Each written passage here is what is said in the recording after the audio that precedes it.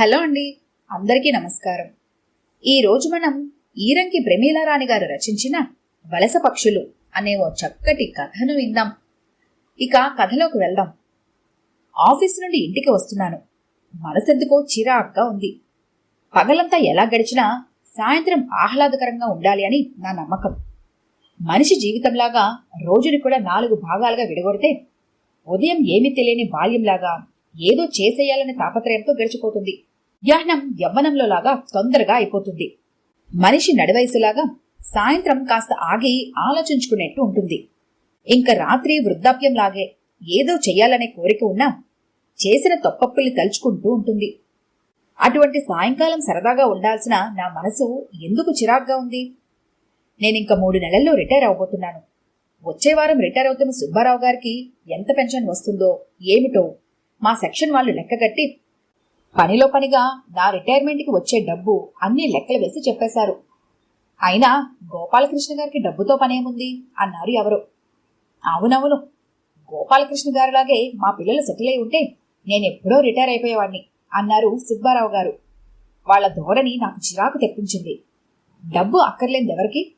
Car, ఇల్లు, నగలు, bank balance ఎన్ని ఉన్నా ఇంకా కావాలనిపిస్తాయి. ఆలోచనల్లోనే ఇంటికి వచ్చేశాను. రాగానే రుక్మిణి ఒక కవర్ అందించింది.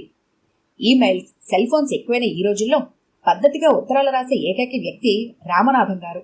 దాదాపు 70 సంవత్సరాలున్నాయన దస్తూరి గుండ్రంగా అందంగా ఉంది.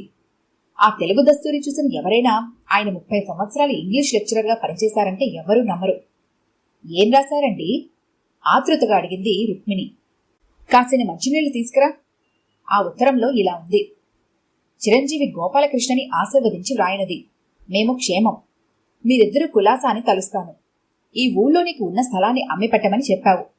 రాజమండ్రి నుండి ఒక మార్వాడి వచ్చి ఆ స్థలాన్ని కొట్టానని అంటున్నాడు. నేనెంత బాధ్యత తీసుకున్నా, నువ్వు ఎంత నా మీద నమ్మకం ఉంచినా ఇటువంటి విషయాలు ముఖాముఖిగా మాట్లాడుకోవడం మంచిది. పైగా ఇటువంటి వ్యవహారాలు ఒక రోజులో తేలేవి కావు.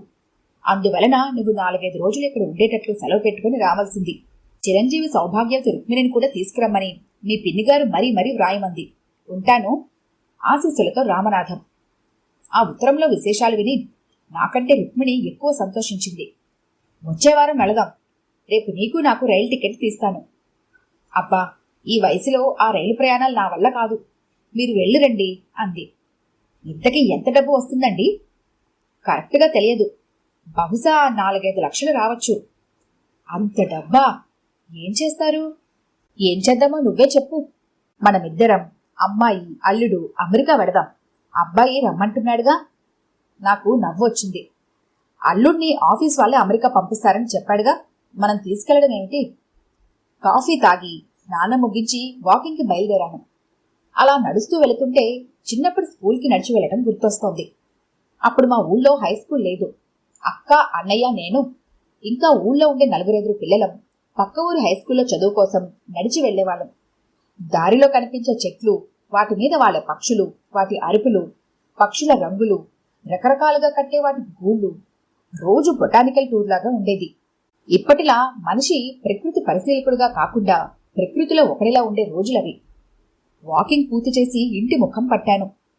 హైదరాబాద్ కార్పొరేషన్ దీపాలు ఒక్కొక్కటిగా వెలుగుతున్నాయి. మళ్లీ మా పల్లెటూరులో లాంతర్ చుట్టూ కూర్చుని చదువుకునే రోజులు గుర్తుకొచ్చాయి. అప్పట్లో మా ఊళ్ళో కరెంటు, హైస్కూలు రెండూ లేవు. విద్య, విద్యుత్ రెండింటి కోసం మా నాన్నగారు, అప్పటికి యువకుడిగా ఉన్న ఈ రామనాథం గారు చాలా కృషి చేశారు. మా నాన్నగారు వ్యవసాయదారుడు. రామనాథం గారి తండ్రి మా ఊళ్ళోనే ప్రాథమిక పాఠశాలలో ఉపాధ్యాయుడు.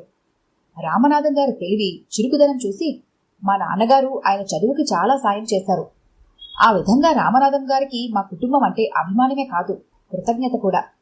రాజమండ్రిలో రైలు దిగి ఆ పల్లెటూరికి బస్సుల్లో వెళ్లేసరికి ఉదయం 9 గంటలైంది. ఏప్రిల్ నెల. ఎండ జాస్తిగానే ఉంది. నేను వెళ్లేసరికి రామనాథం గారు పంచాంగం చూసి ఎవరికో మంచి రోజు గురించి చెబుతున్నారు. నమస్కారమండి అన్నాడు పలకరింపుగా. రావోయ్ గోపాలం, ప్రయాణం బాగా జరిగిందా? బాగానే జరిగిందండి. మా కోడల్ని తీసుకురాలేదే? మంచినీళ్ళు ఇస్తూ అడిగారు రాజ్యలక్ష్మి గారు. ఈ వయసులో ఆవిడ ప్రయాణాలు చేయలేదండి. ఆ జవాబు చెప్పడానికి నాకే సిగ్గేసింది. ఆంధ్రదేశంలోని పల్లెకు రాలేని వ్యక్తి అమెరికా ఎలా వెళుతుంది? భోజనం చేస్తున్నాం. వాళ్ళ పెద్ద కోడలు వడ్డిస్తోంది. ఇల్లు నిశ్శబ్దంగా ఉంది. పిల్లలు కనిపించడం లేదే అడిగాను. అబ్బాయి ఎంసెట్ కోచింగ్ కోసం విజయవాడలో వాళ్ళ బాబాయ్ దగ్గర ఉన్నాడు. అమ్మాయి 10th పరీక్షలు రాసింది. సెలవులకి అమ్మమ్మ గారింటికి వెళ్ళింది అంది శారద. మీ పిల్లలు ఈ ఊళ్ళోనే చదువుతున్నారా? ఈ తెలుగు మీడియంలో ఆశ్చర్యంగా అడిగాను. అంత ఆశ్చర్యపోతామేమిటి గోపాలం, మనమందరం చదివింది తెలుగు మీడియంలో కాదా? రామనాథం గారు అన్నారు. నిజమే, అప్పుడు 2 మీడియంలంటూ లేవు. ఇప్పుడు అందరూ ఇంగ్లీష్ మీడియం అంటున్నారుగా. నేను ఇంగ్లీష్ లెక్చరర్ని కావడంతో మీ పిన్నిగారితో సహా ఇంట్లో అందరం ఇంగ్లీష్ మాట్లాడతాం.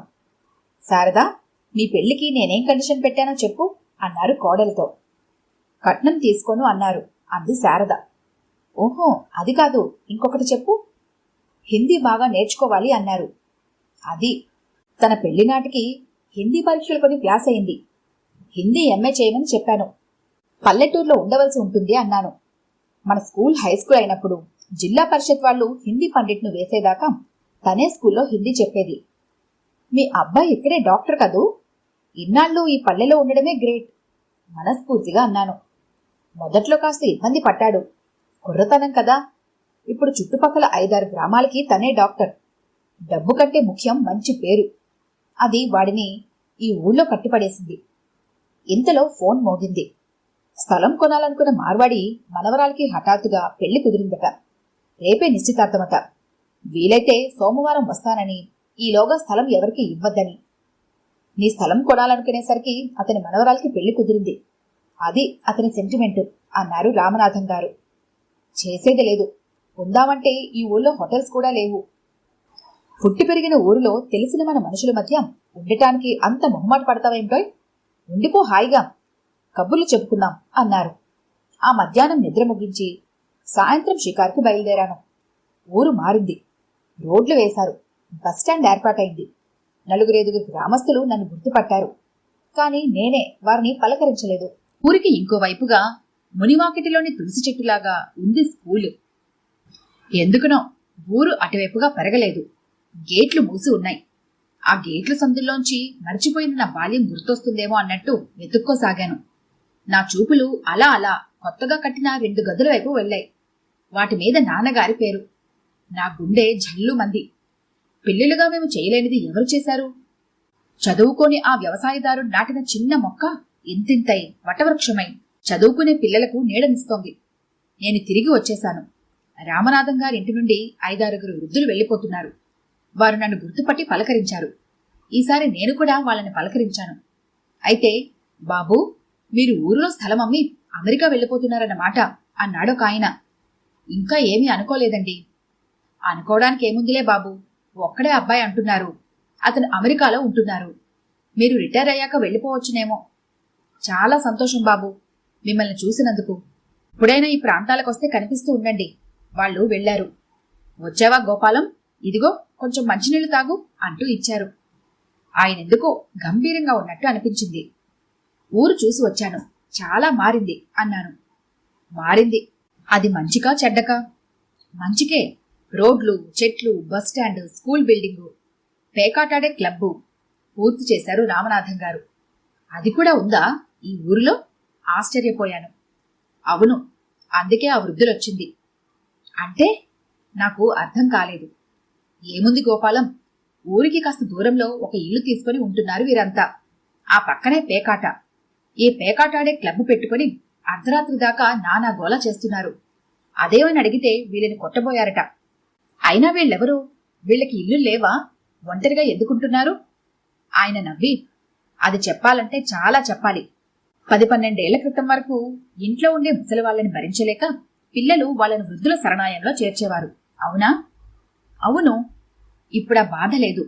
ఎవరి ఇల్లు వాళ్ళకి, ఎవరి ఊళ్ళు వాళ్ళకి వృద్ధాశ్రమాలుగా తయారవుతున్నాయి. అర్థం కాలేదు కదూ. ఈ ముసలివాళ్లలో చాలా మందికి పిల్లలున్నారు. కానీ కొంతమంది అమెరికాలో, సిటీల్లో స్థిరపడ్డారు. ఈ ముసలివాళ్లు వాళ్ళ స్వేచ్ఛకి భంగమని, వీళ్లు ఉంటే కాస్త పెద్ద ఇల్లు అద్దెకి తీసుకోవాలనే ఆలోచనతో ఇక్కడే వదిలి వెళ్లిపోయారు. వింటుంటే బాధగా ఉంది. ఆశ్రయం. సరే, వీళ్ళకి భోజనం మరి? ఒకరికొకరు సహాయం చేసుకుంటూ వండుకుంటుంటారు. మరి అనారోగ్యం చేస్తే నాలాంటి వాడికి కబురు పెడతారు. ఎంతమంది ఉన్నారు? 15 మంది. మన ఊరి వాళ్ళు కూడా అమెరికాలో ఉన్నందుకు సంతోషించాలో, ఇలా అన్యాయంగా ప్రవర్తిస్తున్నందుకు బాధపడాలో తెలియడం లేదు. ఆయన చిన్నగా నవ్వి, ఇది మగవాళ్ల పరిస్థితి. ఇంకా కొంతమంది ఆడవాళ్లు కూడా ఉన్నారు. వాళ్ళవి వేరే సమస్యలు. భార్యాభర్తలు కూడా కొంతమంది ఒంటరిగా ఉంటున్నారు. మరి దీనికి పరిష్కారం లేదంటారా? ఉంది, ఉంటుంది. ఇందుకు గొప్పగా కాకపోయినా కొంచెం విశాల హృదయం ఉండాలి. అన్నట్టు ఇందాక మన స్కూల్ బిల్డింగ్ చూశాను. మా నాన్నగారి పేరుతో ఒక భవనం ఉంది. అది మీరే కట్టించారు కదూ? అవును గోపాలం, నా చదువుకి మీ నాన్నగారు చాలా సాయం చేశారు. ఎన్నడూ ఆయన ఇంత ఇస్తున్నాను అని లెక్క కూడా పెట్టుకోలేదు. నేను ఇంత తీసుకుంటున్నానని అనుకోలేదు. ఆయన దగ్గర 5 రూపాయలు ఉంటే అదే నా చేతిలో పెట్టేవారు. నా చదువు పూర్తయి ఉద్యోగం వచ్చేసరికి ఆయన లేరు. నిజం చెప్పద్దు, ఆ డబ్బు నీకు గాని మీ అన్నయ్యకు గాని ఇవ్వాలనిపించలేదు. ఆ డబ్బు మీకు అవసరం లేని స్థితిలో మీరున్నారు. అందుకే ఈ పని చేశాను. మంచి పని చేశారు. మేము చెయ్యలేని పని మీరు చేసి నాన్నగారి పేరు శాశ్వతం చేశారు. గోపాలం, భోజనానికి రండి. ఆయన్ని ఈ ఊరు విషయాలు కదిపామంటే తెల్లవారిపోతుంది, రాజ్యలక్ష్మి గారు హెచ్చరించారు. ఆ రాత్రి నాకు నిద్ర పట్టలేదు. అలవాటులేని మధ్యాహ్నం నిద్ర, కొత్త ప్రదేశం, ఏవేవో ఆలోచనలు నన్ను నిద్రపోనీయడం లేదు. రామనాథం గారిల్లు బావుంది. వీధి గేటుకి దూరంగా ఇల్లు, గేటుకు ఇంటికి మధ్యగా బోలెడన్ని పూల మొక్కలు, విశాలంగా అధునాతనంగా ఇల్లు, పెరట్లో చెట్లు. నాకు మేడ మీద గది ఇచ్చారు. వాళ్ళంతా కింది గదుల్లో నిద్రపోతున్నారు. వెన్నెల చెట్ల సందుల్లో నుండి గదిలో పడి నన్ను బాల్యంలోకి లాగుతోంది. ఎన్నాళ్లైంది వెన్నెల చూసి. కిటికీలోంచి ఊరు కొద్దిగా కనబడుతోంది. రామనాథం గారి ఇంటితో కలిపి 10-15 డాబాలు ఉన్నాయి ఊరిలో, అంతే. ఊరంతా నిశ్శబ్దంగా, ప్రశాంతంగా ఉంది. 1-2 చోట్ల టీవీలు గోల వినబడుతున్నా అది నిశ్శబ్దాన్ని భంగపరచడం లేదు. దూరంగా ఎక్కడో ఎవరో భక్తి గీతాలు పాడుతున్నారు. ఈ రోజుల్లో కూడా ఇలా పాడేవాళ్ళున్నారా? చిన్నప్పుడు వేరుశనగ కోసి అది కుప్పబోసి నిద్ర రాకుండా రైతులు ఇలాగే పాటలు పాడుతూ ఉండేవారు. బహుశా ఆ పాటల మాధుర్యం ఇప్పటి వాళ్ళకి చెప్పినా అర్థం కాదేమో. అయినా ఇన్ని రోజులుగా రాని ఆ ఆలోచనలు ఇప్పుడెందుకు వస్తున్నాయి? ఈ పల్లెటూరు ఎలా ఉంటే నాకెందుకు? మా వాళ్లందరూ నాన్నగారిచ్చిన ఆస్తిని అమ్మేసుకుని వాళ్ల మనసనే మ్యాప్లో ఈ ఊరిని తుడిచేశారు. రేపో మాపో నేను అదే పని చేయబోతున్నాను. మరెందుకీ ఆలోచనలు? కాని అంతరాత్మ ఎక్కడో చెబుతోంది, జన్మస్థలం స్వర్గం కంటే గొప్పదని తెలుసుకోలేదా అంటూ. ఏం గోపాలకృష్ణ, రాత్రి బాగా నిద్రపట్టిందా? పలకరించారు రామనాథం గారు. బాగానే నిద్రపట్టిందండి. మా ఇద్దరికి చెప్పి వాళ్ళబ్బాయి హాస్పిటల్కి వెళ్ళిపోయాడు. నేను స్నానం చేసి వచ్చి పేపర్ చదువుతున్నాను. రామనాథం గారి దగ్గరకు ఎవరో ఒకరు వస్తూనే ఉన్నారు. మనవరాలు పుట్టింది, టైము నక్షత్రం చూడమని, కూతురు పెళ్లికి 1000 రూపాయలైనా ఇవ్వమని, ఇలా ఎవరో ఒకరు వస్తూనే ఉన్నారు. ఆయన ఎవరి మీద చిరాకు పడలేదు. అడిగిన వారికి సలహాలు, సొమ్ము ఇస్తున్నారు. ఇంతలో నిన్న సాయంత్రం వచ్చిన వృద్ధుల్లో ఒకరిద్దరు వచ్చారు. వాళ్ళు ఆందోళనగా ఉన్నారు. రాత్రి పేకాటాడే క్లబ్ వాళ్ళకి వీళ్లకి మళ్లీ ఘర్షణ జరిగిందట. ఇంక లాభం లేదు. వాళ్ళు మీ తలలు పగలగొడితే మీకు దిక్కెవరు? వచ్చి మా వాడి హాస్పిటల్లో మేడ మీద గదుల్లో ఉండండి. వెళ్ళి మీ సామాన్లు తెచ్చుకోండి. నేనెలాగో హాస్పిటల్కి వస్తాను. ఒరే రామన్న, బండి తీసుకెళ్లి వీళ్ళ సామాన్ని హాస్పిటల్కి తీసుకురా అంటూ ఆయన బయలుదేరారు. నేనే వస్తానండి అంటూ వెంటపడ్డాను. ఎండ ఎక్కువగా ఉంది. రిక్షా ఏదైనా పిలవనా అన్నాను. వద్దు, హాస్పిటల్ ఇక్కడికి 3 వీధుల అవతల ఉంది. నడిచే వెళదాం. పాపం, ఈ వృద్ధులు ఒంటరిగా బాధపడుతున్నారు సానుభూతిగా అన్నాను. నిజానికి ఒంటరి వాళ్ళు వీళ్ళు కాదు గోపాలం, నేటి యువతరం. వాళ్ళకేం ఒంటరితనమండి? పబ్స్, డిస్కోలు, కంప్యూటర్ చదువులు, ఇంటర్నెట్లు, చదివేందుకు రకరకాల కోర్సులు, మన రోజుల్లో లేని స్వేచ్ఛా స్వతంత్రాలు, అన్నింటిని మించి ప్రేమరాహిత్యం. మధ్యలో అందుకున్నారు ఆయన. అవును గోపాలం, ఇప్పటి వాళ్ళకి నువ్వు చెప్పినవన్నీ ఉన్నాయి, ప్రేమ తప్ప. మా మనవడి స్నేహితులు అప్పుడప్పుడు వస్తుంటారు. తినడానికి ఏం పెట్టినా ఆప్యాయంగా తింటారు. నన్ను చూసి కాస్త భయపడ్డా మీ పిన్నిగారితో, మా కోడలితో కబుర్లాడుకుంటూ ఉంటారు. మన చిన్నప్పుడు మనం పొందిన ప్రేమాభిమానాలు కొంతైనా ఇప్పటి వాళ్ళు పొందుతున్నారా అనిపిస్తుంది. మన చిన్నతనంలో తల్లులు ఎవరు ఉద్యోగాలు చేసేవారు కాదు. బడి నుండి ఇంటికి రాగానే మా అమ్మ కనిపించకపోతే నాకు కోపం వచ్చేది. నాయనమ్మ, మన బాల్యంలో ఈ నాయనమ్మ ఒక గొప్ప క్యారెక్టర్. కోడలతో దెబ్బలాడే ముసలమ్మగారు కూడా మనవల్ని గారంగా చూసేది. వృక్షం మధ్య ఒక చిన్న పక్షిపిల్ల గూడు కడితే ఎంత నిశ్చింతగా ఉంటుందో అంత నిశ్చింతగా మనం పెరిగాం. ఉద్యోగాలు, బాధ్యతలు కుటుంబాలను దూరం చేస్తున్నాయి. ఇంకా టీవీలు మిగతా కమ్యూనికేషన్లు చంపేస్తున్నాయి. మీరు టీవీ చూడరా? రాత్రివేళ వార్తలు చూస్తాను. చూసావుగా, ఎప్పుడూ ఏదో ఒక పని. ఆ ఛానల్స్ చూస్తే కూడా నవ్వొస్తుంది. ప్రొద్దున ఒక అరగంట ఆధ్యాత్మిక కార్యక్రమాలు ఉంటాయి. తర్వాత రోజంతా చెప్పనవసరం లేదు. లెక్చరర్స్ని ఎలా ఏడిపించాలి, తల్లిదండ్రులను ఎలా ఏడిపించుకు తినాలి, స్త్రీలను ఎలా చూడాలి, ఇవేగా. చాలా సినిమాల్లో హీరో అతని స్నేహితులు కలిసి తిరుగుతూ ఉంటారు. సంఘంలో ఎటువంటి వ్యక్తినైనా వీళ్ళ మాటల మాయాజాలంతో తీసి పారేస్తూ ఉంటారు. ఏ సాయంత్రమైనా ఎవరింటికైనా వెళ్ళి కబుర్లు చెబుదామంటే వచ్చారా అంటూ పలకరించి వాళ్ళు టీవీ చూస్తారు. వెంటనే వచ్చేయడం బాగున్నదని మనం ఆ టీవీ చూడవలసి వస్తుంది. ఆయన పకపక నవ్వారు. నిజమే, ఆయన చెప్పిన ప్రతి మాట అక్షర సత్యం. మాటల్లోనే ఆ వృద్ధులందరినీ హాస్పిటల్ మేడ మీద 3 గదుల్లో సర్దుకోమన్నారు. మేడెక్కడం దిగడం వాళ్ళకి కష్టమైనా ఒక వారం రోజుల్లో ఏదో ఒక ఏర్పాటు చేస్తామన్నారు ఆయన. హాస్పిటల్ నుండి ఇంటి ముఖం పట్టాము. గుడి దగ్గర చాలా మంది పిల్లలు 6 సంవత్సరాల నుండి 15 సంవత్సరాల వరకు ఏవో నేర్చుకుంటున్నారు. ఏమిటది? ఇప్పుడు మనం చూసి వచ్చామే, ఆ వృద్ధుల్లో కొందరు తెలుగు పద్యాలు నేర్పిస్తారు. భాగవతంలో పద్యాలు కూడా ఈ పిల్లలు చదువుతారు. ఇది కాక ఆడుకోవడానికి అన్ని రకాల సామగ్రి ఉంది. రమణ గారు, శివనారాయణ గారు అనేవాళ్లు రిటైర్ అయిన టీచర్లు వాళ్ళిద్దరు. ఇవన్నీ చూసుకుంటూ ఉంటారు. ఆదివారం పూట టీవీని వదిలి ఈ పిల్లలు రావడం ఆశ్చర్యంగా ఉందే. మొదట్లో కష్టమైంది. మా పెద్ద కోడలు శారద, నేను, ఇంకా ఊళ్ళో ఉండే కొందరు పిల్లల్ని పిలుచుకొచ్చేవాళ్ళం. ఇప్పుడు వాళ్లే వస్తున్నారు. దీనికి ఫీజు కూడా ఉంది, 5 రూపాయలు. దానితో కొన్ని బుక్స్, క్యాసెట్స్ కొన్నాం. టేప్ రికార్డర్ ఊళ్ళో ఒక ఆయన ఇచ్చారు. అద్భుతం, మీరొక్కరు ఇంతమందిని కలుపుకొని ఇన్ని చేయడం సంతోషంగా ఉంది అన్నాను. అట్టే పొగడకు గోపాలం, ఇందులో మీ పిన్నిగారి హస్తం కూడా ఉంది. తను వాళ్ళ తల్లిదండ్రులకు ఒక్కతే కూతురు. మొదట్లో వాళ్ళ ఆస్తిని తీసుకోవడానికి నేను మొహమాట పడ్డాను. కాని మగవాళ్లం మా తండ్రి గారి ఆస్తి ఇచ్చారని మనం ఎలా చెప్పుకుంటామో వాళ్ళకి ఎలా చెప్పుకోవాలని, ఆ ఆస్తి తీసుకోవాలని అనిపిస్తుంది కదా. ఆవిడ ఆస్తి మా వ్యక్తిగత అవసరాలు తీరిస్తే నా సంపాదన ఇలా కొద్దిగా ఖర్చు పెడుతుంటాను. పంటలు చేతికొచ్చినప్పుడు గ్రామస్తులు కూడా చాలా సహాయం చేస్తూ ఉంటారు. నమస్కారమండి. అందంగా ఉన్న ఒక యువకుడు రామనాథం గారిని పలకరించాడు. ఏం దినేష్, బావున్నావా? ఎప్పుడు ప్రయాణం? సాయంత్రమేనండి. హైదరాబాద్ వెళ్ళి అట్నుంచటే అమెరికా వెళ్తాను. మరి పెళ్ళెప్పుడు? అక్టోబర్లోనండి. అప్పుడు మళ్ళీ వస్తాను. అతను వెళ్ళిపోయాడు. ఇతను ఊళ్ళోకంతా పెద్ద భూస్వామి నారాయణ గారి కొడుకు. అమెరికాలో సాఫ్ట్వేర్ ఇంజనీర్ అన్నారు రామనాథం గారు. మన చిన్న పల్లెలో చదివి ఇంతవరకు వెళ్లారంటే గర్వంగా ఉంది. కాని వీళ్ళని చూస్తే నాకు వలస పక్షులు గుర్తొస్తాయి గోపాలం. అవును, అవి ఆహారం కోసం ఋతుధర్మాన్ని బట్టి ఖండాంతరాలకు కూడా వెళతాయని మనం చదువుతాం. కాని వీళ్ళు వీళ్ళ జ్ఞానాన్ని, శ్రమని పరాయి దేశానికి ధారపోస్తుంటారు. మరి వాళ్ళ చదువుకు తగ్గ ఉద్యోగాలు ఇక్కడ లేకపోతే ఏం చేస్తారండి? ఎందుకుండవు? లేకపోతే అందరూ కలిసి ఏదైనా ఆలోచించాలి. అంతేగాని ఇలా నాకెందుకో నచ్చదు గోపాలం. వీళ్ళు సరే అమెరికా పోతున్నారు. మన వాళ్ళు సిటీలో ఉండడానికి ఇష్టపడతారే గాని తిరిగి మన ఊరు, మన ప్రాంతానికి వద్దామనుకుంటున్నారా? కొంతమంది పెద్దవాళ్లు కూడా వాళ్లతో విదేశాలకు వెళ్లిపోయి అక్కడే స్థిరపడిపోతున్నారు. సమస్యలున్నాయి ఇక్కడ, కాదనడం లేదు. కాని అక్కడికి వెళితే ఏముంది? మేధావులంతా ఇలా వలసపోతుంటే మన దేశం ఏమవుతుంది? నా చెంప చెల్లుమనిపించినట్టయింది.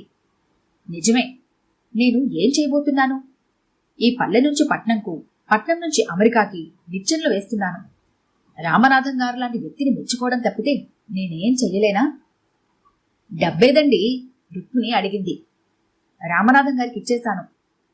3 లక్షలు ఆయనకి ఇచ్చేశారా? మరి మన అమెరికా ప్రయాణం? కావాలంటే నువ్వు వెళ్ళు, అబ్బాయి అన్ని ఏర్పాట్లు చేస్తాడు. మరి మీరు? నేను వలస పక్షిని కాదలుచుకోలేదు రుక్మిణి అంటూ లోపలికి నడిచారు ఆయన. ఈ కథ కనుక మీకు నచ్చినట్లయితే లైక్ చేయండి, షేర్ చేయండి. మరిన్ని ఇంట్రెస్టింగ్ కథల కోసం మా ఛానల్ని తప్పకుండా సబ్స్క్రైబ్ చేసుకోండి.